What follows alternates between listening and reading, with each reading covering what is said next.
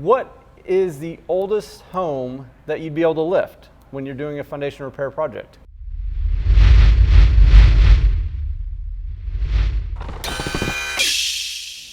Hey everyone, welcome to another edition of Foundation Repair. You ask, we answer.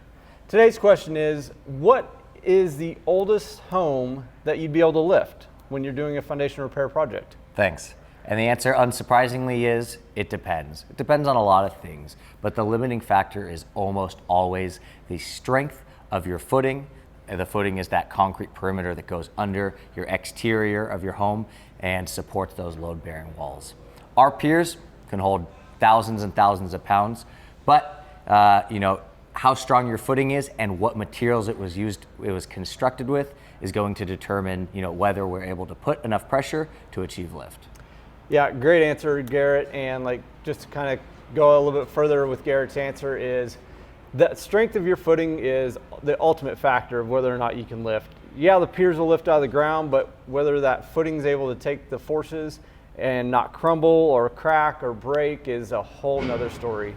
But luckily we'll be able to take a look at your footing, figure that out. There are other measures too to level your house. We can lift the framing.